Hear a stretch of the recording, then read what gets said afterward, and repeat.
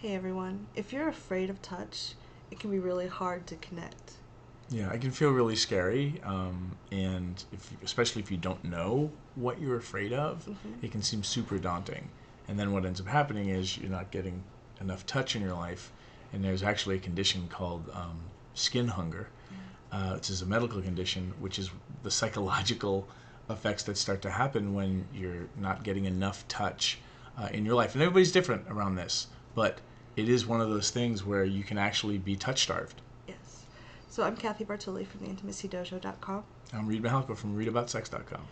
And it is hard when you're afraid of touch. I've been there. I was very afraid of being hurt, getting too close to someone.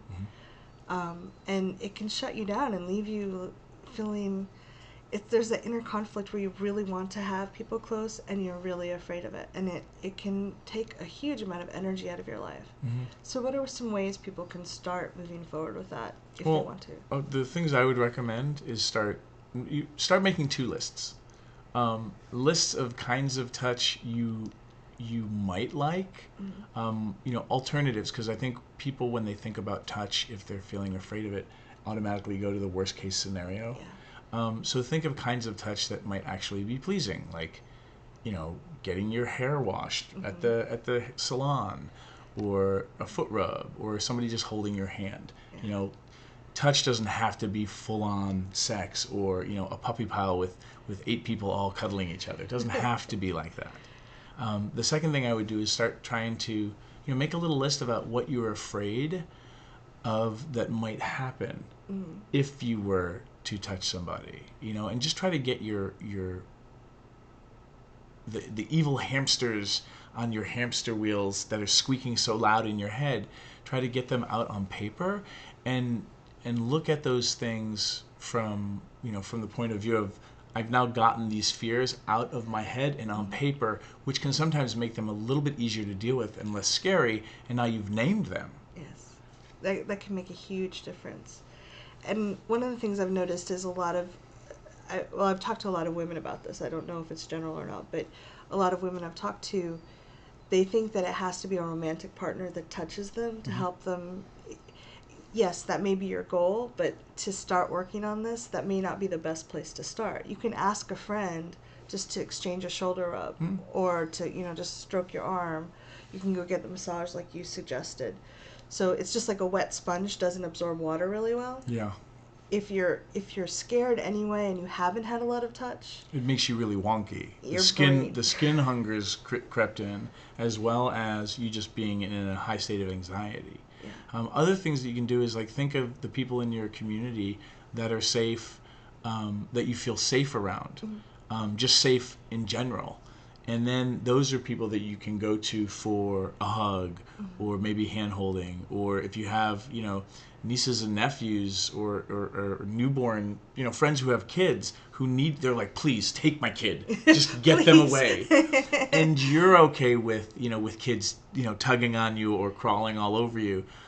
That might be really useful, Mm-hmm. because kids may be way less intimidating to you than adults if there's some weird dynamic about you being afraid, of receiving touch from adults. Right.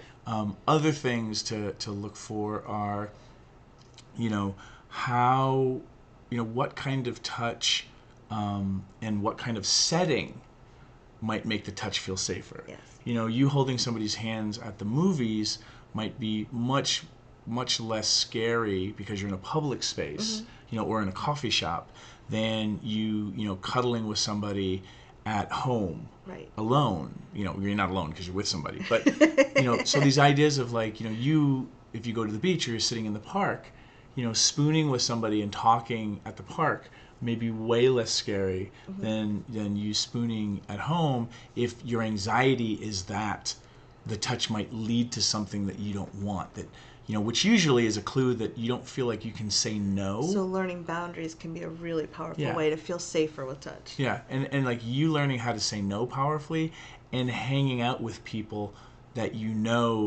can respect your nose. Mm-hmm. And again, like, we had another video about 7th grade and the anxiety of liking people. culture taught us as teenagers and as children that we can't control ourselves, and then no one told us that when you grow up into an adult, you actually have some impulse control. Yeah. So some of your fear might be coming from the fact that you believe that people can't control themselves, Mm-hmm. or you're so starved for touch, you feel like you can't control yourself either. Yeah.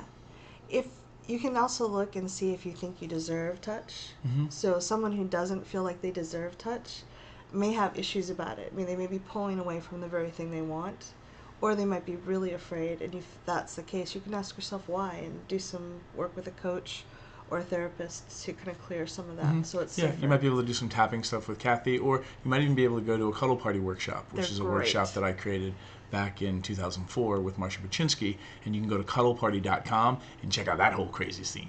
Yeah, they're beautiful. They're actually really, when I first heard of them, I was like, kind of thinking they were, Kooky idea, yeah, but really good. They're really beautiful and really empowering. So. And that's basically a communication workshop on how to create safe space for yourself and boundary setting, and you can invite people into that space of safety that you create for yourself.